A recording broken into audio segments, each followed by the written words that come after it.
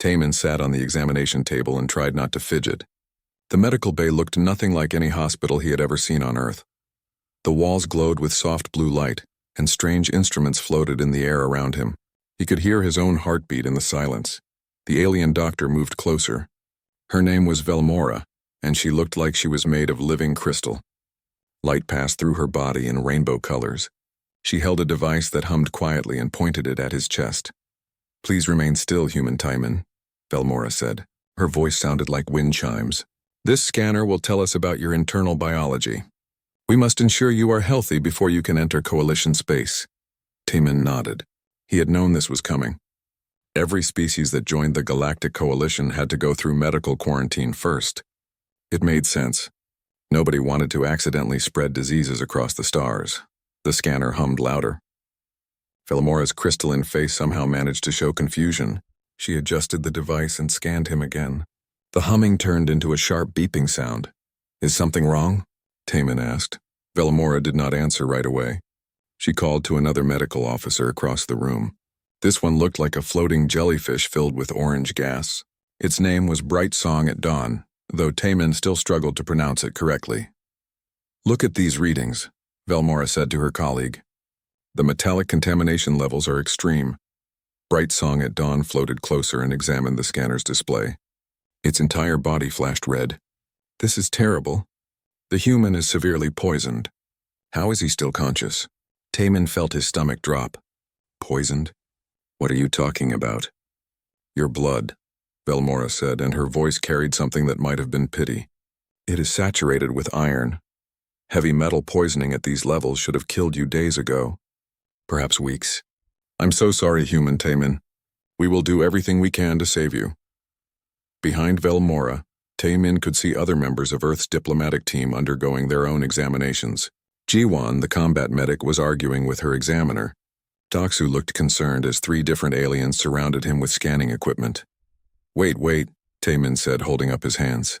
"There's no poisoning. The iron is supposed to be there." Velmora tilted her head. "Supposed to be there? That makes no sense. Iron is toxic to living tissue. It causes oxidative damage and cellular death. Not to humans," Taman said. He could feel panic rising in his chest, but he forced himself to stay calm. "Our blood uses iron to carry oxygen. It's part of our hemoglobin. It's completely normal." Bright Song at Dawn's orange gas swirled violently inside its transparent body. "You use metal to transport oxygen? That is impossible. Metal oxidizes, it rusts, it destroys. It works for us," Taman insisted. He looked around desperately for Jiwan. She was a medic. She could explain this better. "Jiwan, can you help here?" Jiwan hurried over, her examiner floating behind her in obvious distress. She was a small woman with sharp eyes and quick movements. She took one look at the scanner readings and understood the problem immediately. "They think we're poisoned because of the iron in our blood," Taman said. Jiwan nodded and turned to Velmora. "Our blood is different from yours. We evolved on a planet with abundant iron. Our bodies learned to use it. Each red blood cell contains millions of hemoglobin proteins, and each hemoglobin has 4 iron atoms. The iron binds to oxygen in our lungs and releases it in our tissues. But the oxidation," Velmora said, "the rust. How do you survive it?" "Our bodies have systems to manage it," Jiwan explained. "Antioxidants, enzymes, cellular repair mechanisms. Yes, there is some oxidative stress, but the benefits outweigh the costs. Iron-based blood is actually very efficient." More alien medical staff had gathered now. A being that looked like an upright lizard with purple scales spoke up. "We use copper-based blood. It is blue and far less reactive than iron. Why would any species evolve to use something so dangerous?" Jiwan pulled out her tablet and brought up a comparison chart she had prepared for this exact situation. She had known the aliens would have questions about human biology. Iron is more abundant than copper on Earth. It's also smaller and can bind oxygen more tightly. This means our blood can carry more oxygen per unit of volume than copper-based blood. Velmora studied the chart, her crystalline fingers tracing the data. "More oxygen? What does this enable?" "Endurance," Taman said. "We can sustain physical activity for a long time because our tissues get a constant supply of oxygen. Our muscles can work harder and longer." An alarm suddenly blared through the medical bay. Velmora looked at a wall display and her body flashed with urgent colors. The Medical Ethics Board has called an emergency session. They have reviewed all the human scans. They believe your entire species is suffering from chronic metal poisoning and does not realize it. What? G1 said. That's ridiculous, is it? Bright Song at Dawn asked. You claim this is normal, but by every standard we know these iron levels would cause death. How can we trust that you understand your own biology? Perhaps your species has simply adapted to living with constant cellular damage. Perhaps you do not even know what true health feels like. Taman and Jiwan exchanged worried glances. They had not expected this reaction. They had prepared explanations about human biology, cultural differences, and technological capabilities. They had not prepared for the aliens to think humans were a dying species too sick to know it. We need to speak to your medical board, Jiwan said firmly. We can explain. We can show you studies, evolutionary biology, comparative data with Earth animals. Lots of species on our planet use iron-based blood. We're not unique. Other species on your world use iron? Velmora asked. How many? Almost all of them, Taman said. Fish, birds, mammals, reptiles. We all have red blood because of iron. The medical bay fell silent. The aliens looked at each other in what Taman could only describe as horror. Finally, Bright Song at Dawn spoke, its voice barely above a whisper. An entire planetary biosphere based on metal blood. What kind of world produces such creatures? Velmora straightened up and seemed to make a decision. I will take you to the medical board. You will present your evidence. But understand this, humans. The Coalition has never encountered a species like yours. Iron-based blood is not just unusual. By our standards, it is deeply alarming. You will need to prove beyond any doubt that this is healthy and normal for you. We will, Jiwan said. We can prove it. As they left the medical bay, Taman could hear the other aliens talking in hushed voices. Some sounded afraid. Others sounded fascinated. He caught fragments of conversation about Earth, about metal, about blood that smelled like rust. He looked down at his hands. Under his skin, his blood flowed red and strong, carrying oxygen to every cell in his body. It had never seemed strange before. But now, surrounded by aliens with blue blood and clear blood and gas-based blood, he realized just how different humans really were. The medical board awaited them. Taman took a deep breath and prepared to defend his species' right to exist with metal in their veins. The Coalition research station orbited a purple gas giant. Inside, Doksu stood on a treadmill and tried not to laugh at the expressions on the alien researchers' faces. He had been running for 45 minutes at a steady pace, and the scientists were watching him like he was performing magic. 1 week had passed since the emergency medical board meeting. Taman and Jiwan had successfully convinced the board that humans were not dying from iron poisoning. But the board had insisted on more tests. They wanted to understand exactly what iron-based blood meant for human capabilities. So now Doksu ran while machines measured everything about his body. Heart rate, oxygen consumption, muscle activity, brain function. An insectoid alien named Shimmerwing watched the data streams with fascination. Its compound eyes reflected the screen's light in thousands of tiny points. This is the 45th minute, Shimmerwing said. My species could maintain this pace for perhaps 10 minutes before needing rest. How much longer can you continue? Doksu checked the timer on the treadmill display. I usually run for about 90 minutes, sometimes 2 hours if I'm training for something specific. Shimmerwing's wings vibrated rapidly, which Taman had learned meant extreme surprise. 2 hours of continuous running. Without stopping? Sure, Doksu said. He was not even breathing hard yet. Running is good exercise. Humans do it for fun. In the observation room above, Velmora stood beside an amphibious alien named Nalveth. Nalveth kept his skin moist with a fine mist that his suit sprayed automatically. He had been studying human physiology with intense interest for the past week. Look at his oxygen efficiency, Nalveth said, pointing at the screen. His muscles are receiving constant oxygen supply even during exertion. There is almost no oxygen debt building up. The iron, Velmora said. It carries so much oxygen that his body never runs out.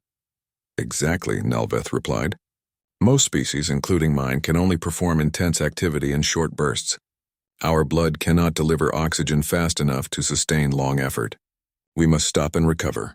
But humans just keep going. Down in the testing area, Hana was waiting for her turn. She was a military liaison officer, and she had volunteered for the combat endurance trials. She watched Doksu run with a slight smile. She knew what was coming next, and she knew it was going to shock the aliens even more. "All right, Doksu," she called out. "My turn." Doksu slowed the treadmill and stepped off. He was sweating but still looked fresh. The medical staff immediately swarmed him with scanners, checking his vital signs.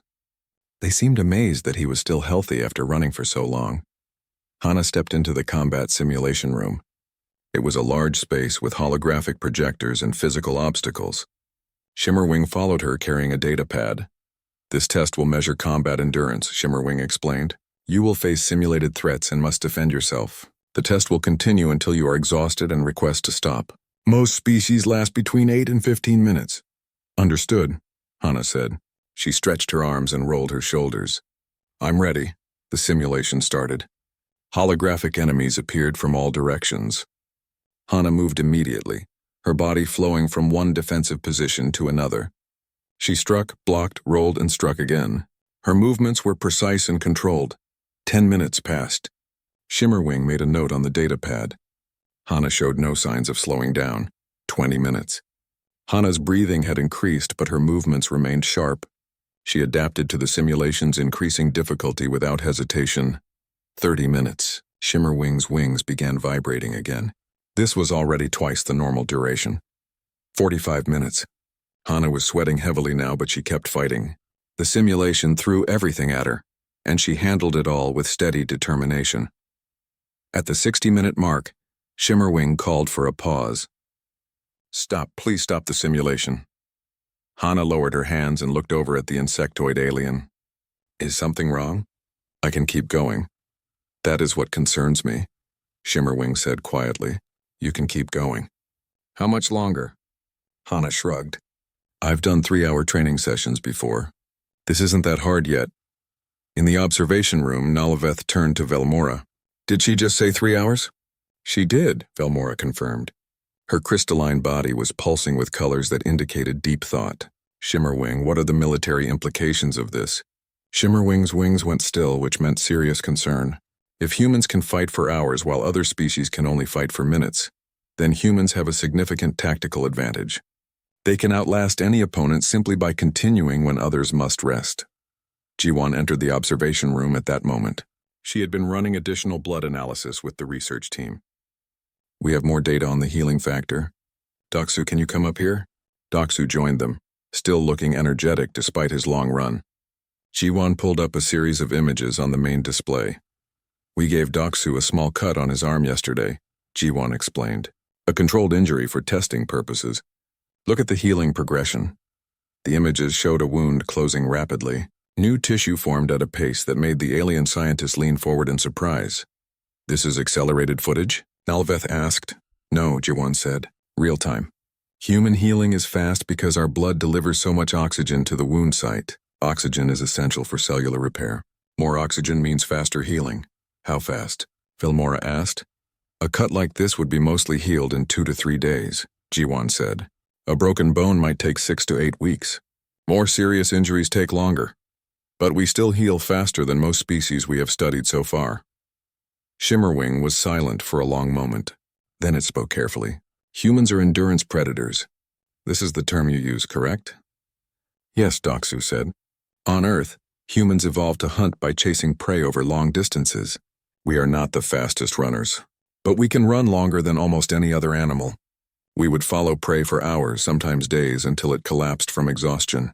And now you are in space," Shimmerwing said. With this same capability, the observation room fell quiet. Everyone understood what was not being said. Humans were not just unusual. They were potentially formidable in ways the Coalition had never seen before. Hana spoke up from the doorway. She had finished her combat test and joined the group. "I know what you're thinking. You're worried about what humans could do with this advantage. But consider what we have done. We came here peacefully. We submitted to your tests. We have been honest about our biology. We want to join the Coalition, not conquer it." "She is right," Velmora said. "They have shown nothing but cooperation." "So far," Shimmerwing said, but its tone was thoughtful rather than accusatory. "I will report these findings to the Military Council. They will want to know about human capabilities. But I will also report your conduct. That matters too." Over the next few days, word spread through the Coalition. Humans were the species with metal in their blood. Humans could run for hours. Humans could fight without stopping. Humans healed quickly. Some species were impressed. Others were nervous. A few were frightened. Taman spent his evenings reading the Coalition news feeds, watching how different cultures reacted to humanity's presence. He saw debates, discussions, arguments. Some aliens called humans Iron Warriors. Others called them the Rust Bloods. "We're famous," he said to G1 one evening. They sat in the human quarters drinking coffee that they had brought from Earth. "Infamous, maybe," G1 replied. "They don't know what to make of us. Can you blame them?" Taman asked. "We're built differently. We work differently. To them we probably seem almost unstoppable." "We're not unstoppable," G1 said. "We're just humans. We get tired eventually. We can be hurt. We need food and water and sleep like everyone else. But we need them less often than most species," Taman pointed out. "And that scares people." G1 was quiet for a moment. Then she smiled slightly. "You know what? Let them be scared. Not in a bad way. But let them understand that humans are capable, that we're strong. Maybe that's not a bad reputation to have." "As long as we use it wisely," Taman said. "As long as we use it wisely," G1 agreed. Far across the station, in a secure military facility, Shimmerwing was writing its report. It chose its words carefully, knowing that this document would influence how the Coalition viewed humanity for years to come. "Humans represent an unprecedented biological profile," it wrote. "Their endurance capabilities exceed all known species. However, initial observations suggest they are aware of this advantage and have chosen cooperation over aggression.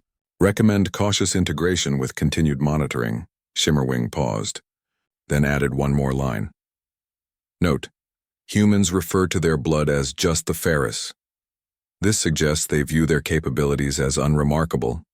This perspective may be their most dangerous quality or their greatest virtue. Time will tell which." The frontier colony of New Harbor sat on a rocky planet at the edge of Coalition space. It was home to 17 different species, all trying to build a peaceful community far from their homeworlds. But peace was hard to maintain when pirates attacked every few weeks.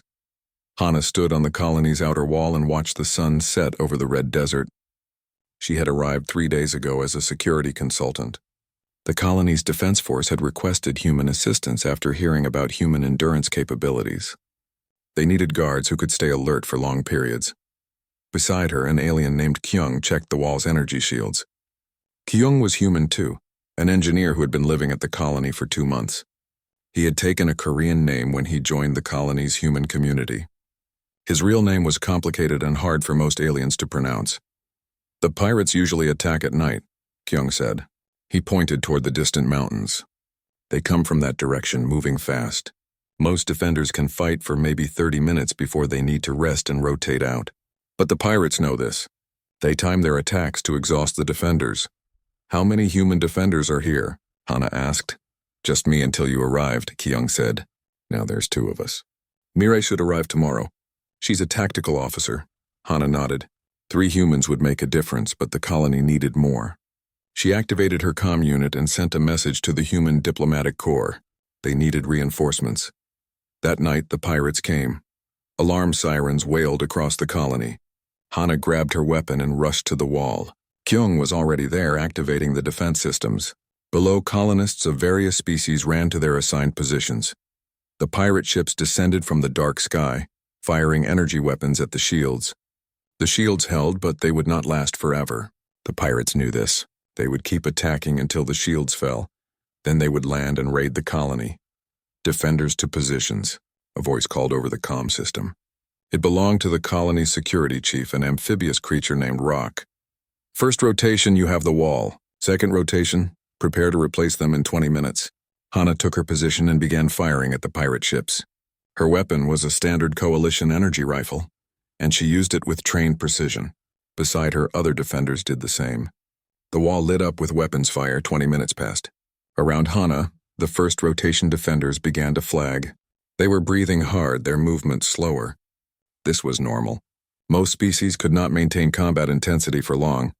"First rotation, fall back. Second rotation, take the wall," Rock commanded. But Hana did not move. She kept firing, her aim steady. Kyung noticed and stayed too. his engineering expertise making him valuable for keeping the wall systems running. Rock's voice came through the comm, confused. "Humans, you need to rotate out. You cannot fight effectively while exhausted." "We're not exhausted," Hana said calmly. She took down another pirate ship and watched it spiral toward the ground. "We can keep going." "For how long?" Rock asked. "As long as necessary," Hana replied. The second rotation took their positions. Fresh defenders replaced tired ones. The fight continued. The pirate ships kept coming, wave after wave. They were testing the defenses, looking for weaknesses. 40 minutes into the battle, the second rotation began to tire. They fought valiantly, but biology worked against them. Their bodies needed rest. Second rotation, fall back. First rotation, return to the wall, Rock commanded. The rotation switched again. The strategy was sound, giving defenders time to recover. But it meant the wall was never at full strength. There were always some positions held by tired fighters, except for the human positions. Hana and Kyung had not moved.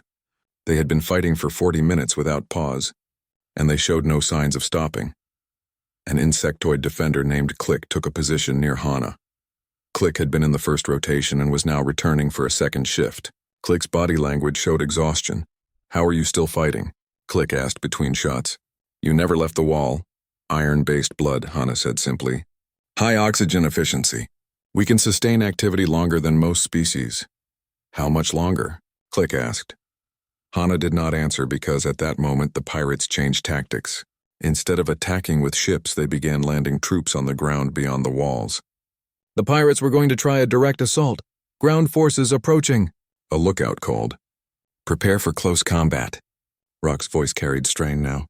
"All defenders, we need to hold them back. If they breach the wall, we lose the colony. Fight as long as you can, then fall back to secondary positions." The pirates hit the wall like a wave. They used grappling hooks and climbing equipment. They fired weapons and threw explosives. The defenders fought back desperately. Hana moved along the wall, supporting different positions. She fired her weapon until it overheated, then switched to another. She helped pull a wounded defender to safety. She coordinated with Kyung to repair a damaged section of shield generator. 1 hour into the battle. 2 hours. 3 hours. The other defenders rotated in and out, taking breaks when they could. But Hana never stopped. She was everywhere on the wall, fighting, helping, directing. Her uniform was stained with dirt and sweat, but her movements remained sharp and focused. At the 4-hour mark, Mireille arrived. The tactical officer's ship landed in the colony's center, and she rushed to the wall immediately. She took in the situation with a quick glance and joined the defense without hesitation. "Status?" Mireille called to Hana. "We're holding, but barely," Hana replied. "The pirates are committed now. They won't retreat until they win or lose." "Then we make sure they lose," Mireille said. She activated her tactical display and began analyzing the pirate attack patterns. "Kyung, can you redirect more power to the east wall? That's where they're concentrating their forces." "On it," Kyung called back. The 3 humans worked together, coordinating the defense. They filled gaps in the line when other defenders needed rest. They maintained continuous pressure on the pirates. They simply refused to stop. Velmora arrived with medical supplies. She had been treating wounded defenders in the colony's medical center, but she came to the wall to see the fight firsthand. What she saw made her crystalline body pulse with amazement. The human defenders had been fighting for over 4 hours. Other species had rotated through multiple shifts, resting between combat periods. But the humans just kept fighting. They were tired, yes. Their bodies showed signs of fatigue. But they did not stop. "This is what you meant about endurance," Velmora said to Hana during a brief moment between pirate attacks. "You can maintain combat effectiveness far longer than anyone else." "It's just how we're built," Hana said. She was breathing hard now, finally showing real exhaustion, but her eyes were still alert and her hands were steady. "Our blood carries enough oxygen to keep us going. We're persistence hunters. We outlast our opponents." The pirates were realizing this too. Their forces had expected the colony's defenses to crumble after a few hours of sustained attack. But the defenses held, and those cursed human defenders never seemed to tire. At the 5-hour mark, the pirate commander made a decision. The attack was costing too much. The humans had changed the equation. The pirates began to withdraw. Hana watched the pirate ships lift off and disappear into the night sky. Around her, Colonists of many species cheered with relief and exhaustion, but Hana felt only satisfaction. The colony was safe. Rock approached the three humans. The security chief looked like he had aged years in one night. You fought for 5 hours without stopping. I have never seen anything like it. We do what we need to do, Mirai said. Now that the fighting was over, she allowed herself to sit down. Her legs were shaking from exhaustion.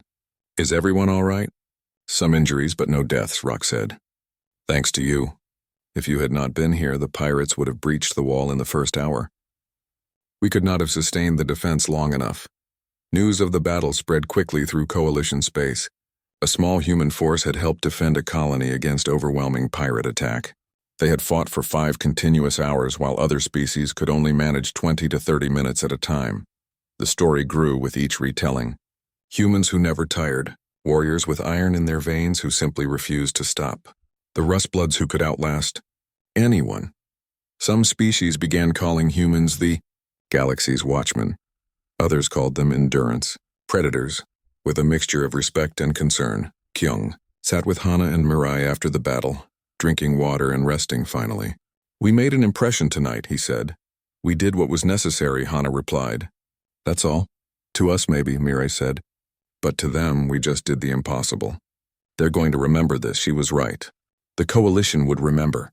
Humans had proven they were not just different. They were remarkably, almost frighteningly persistent. The iron in their blood gave them an advantage that no other species possessed, and the galaxy was beginning to understand what that meant. The Coalition Medical Institute was the most advanced research facility in known space. Scientists from 100 worlds worked there, studying biology, chemistry, and medicine. Today, they had gathered to hear about a breakthrough in understanding human physiology. Doksu stood at the front of the lecture hall and tried not to feel nervous. He was a physiologist, comfortable with research but less comfortable with public speaking.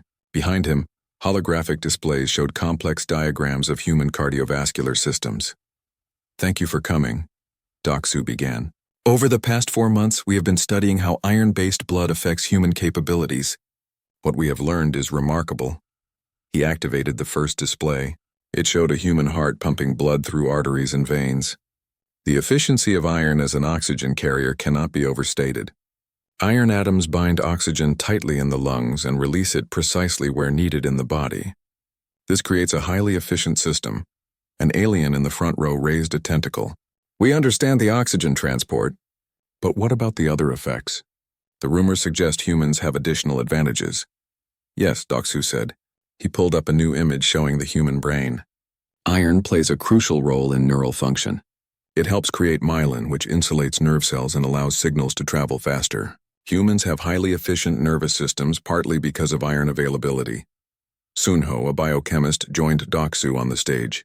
He was younger and more confident with crowds. We have also discovered something interesting about human navigation abilities. The iron in our bodies can interact with magnetic fields. Some humans have better directional sense than others, possibly due to microscopic iron deposits in neural tissue.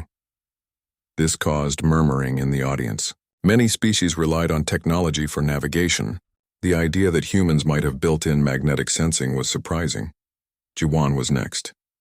She presented data on human immune response and healing. When humans are injured, our bodies flood the wound site with oxygen-rich blood. This does 2 things. First, it delivers immune cells quickly. Second, it provides the oxygen that cells need for rapid division and repair. Combined with iron-dependent enzymes that fight infection, humans have a very aggressive healing response. A reptilian scientist stood up. Are you saying humans heal faster because of iron? Partly, Jiwan confirmed.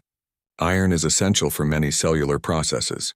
Humans have evolved to use iron in multiple systems. Blood transport, neural function, immune response, cellular repair. It is all connected.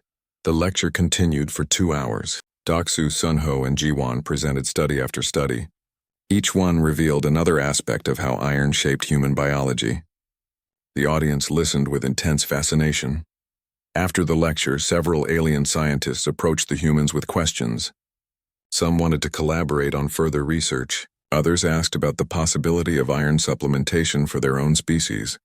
Could other species benefit from iron therapy? A crystalline scientist asked Sunho. Sunho shook his head regretfully. We have tested this. Most species cannot process iron safely.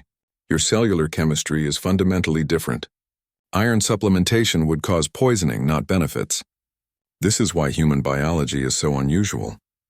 Far from the medical institute, in the Coalition Security Council chambers, a very different conversation was taking place.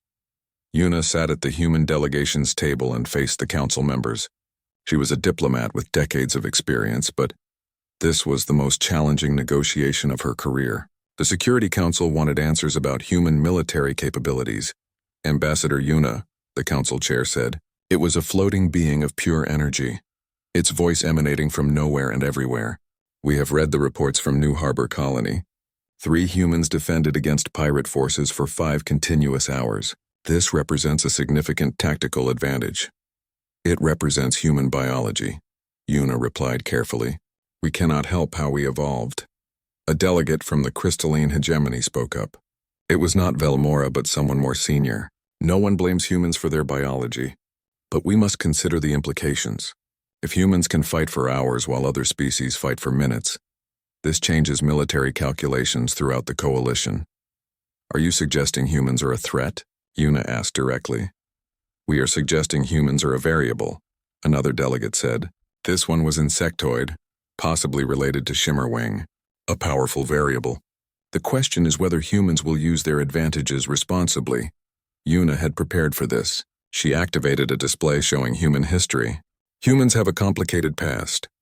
We have fought wars, made mistakes, caused suffering, but we have also learned. We created international law, human rights, peace treaties.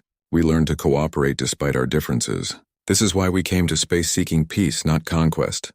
Pretty words, a hostile delegate muttered. But humans are persistence predators. You evolved to chase prey until it collapsed. How do we know you will not see other species as prey?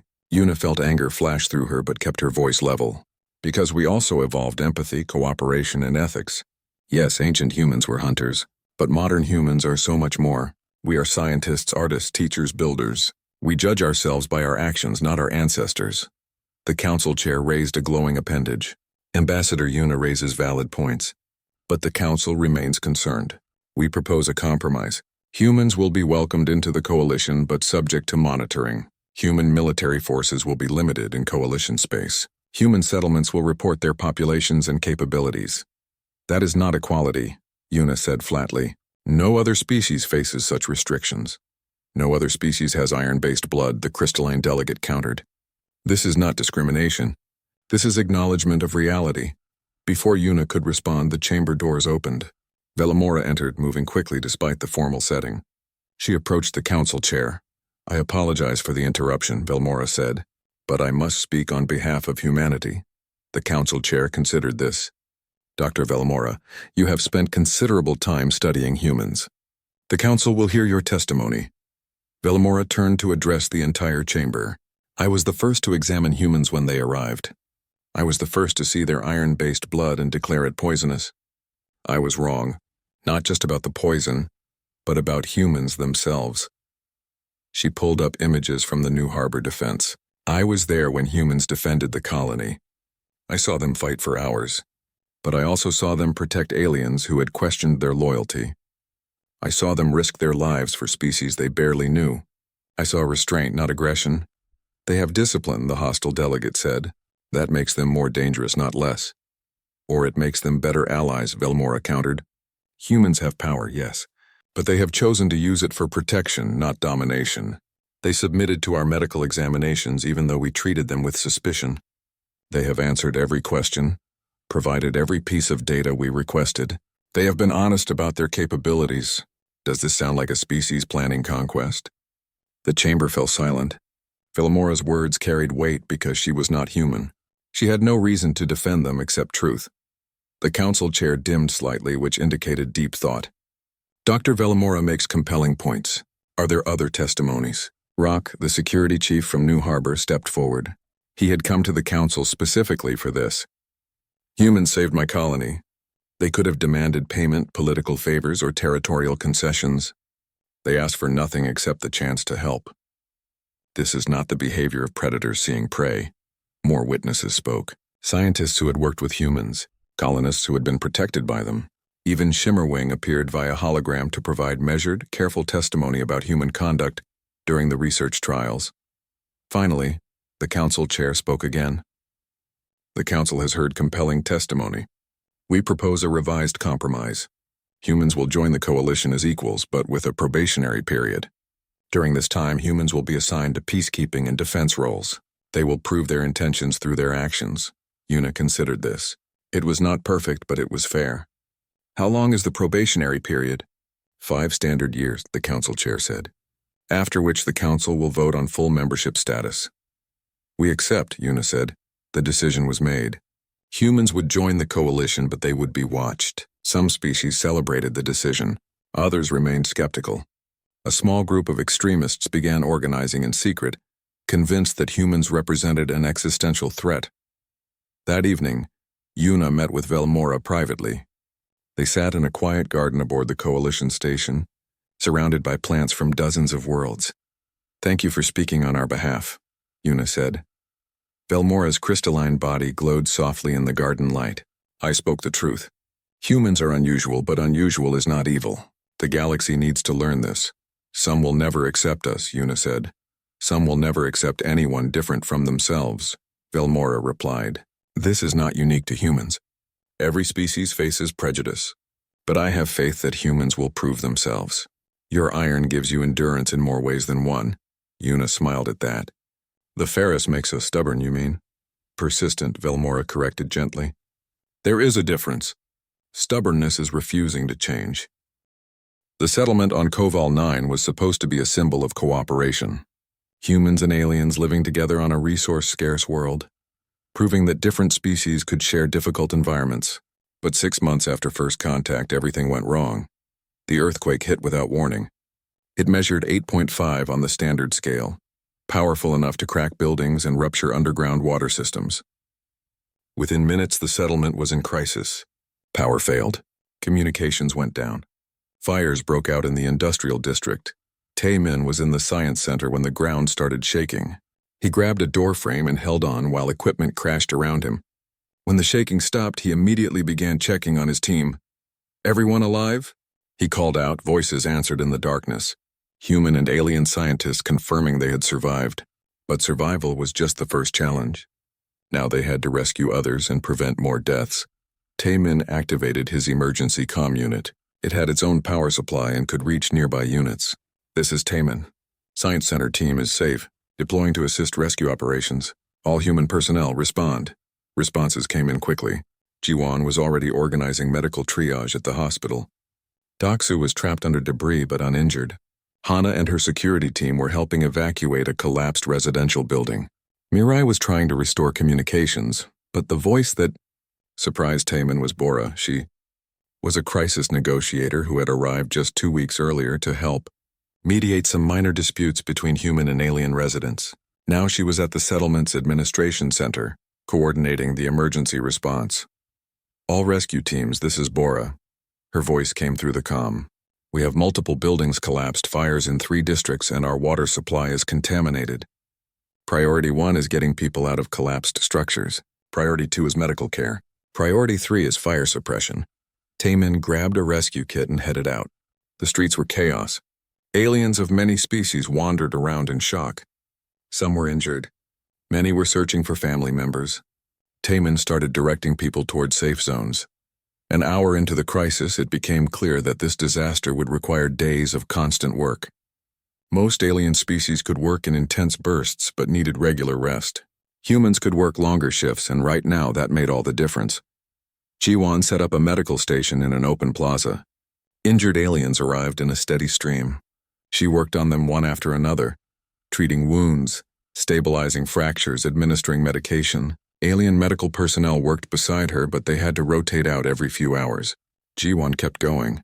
Hana led rescue teams into collapsed buildings. The work was dangerous and exhausting, lifting debris, crawling through tight spaces, carrying injured aliens to safety. Hana worked for 6 hours straight before Kyung finally convinced her to take a brief rest. You need to pace yourself, Kyung said. He was coordinating engineering teams, trying to restore power and water. This is going to take days, not hours. I know, Hana said. But after drinking some water and eating a quick meal, she was back in the rubble, pulling people out. Doksu, once freed from the debris that had trapped him, joined the firefighting efforts. The settlement's automated systems had failed, so everything had to be done manually. Doksu and a team of aliens hauled equipment and water for 12 hours before the fires were finally under control. By the second day, something remarkable was happening. The human rescue workers had become the backbone of the relief effort. While alien workers cycled through shifts taking necessary rest periods, humans maintained continuous operations. They worked 16, 18, even 20-hour shifts with only brief breaks. Velmora arrived on the third day with a medical relief ship. She found Jiwan still at her medical station, treating patients around the clock. "How long have you been working?" Velmora asked. Jiwan had to think about it. "What day is it?" "Wednesday. So about 60 hours with a few short naps." Velmora's crystalline body flashed with concern. "You need to rest properly. You will make mistakes."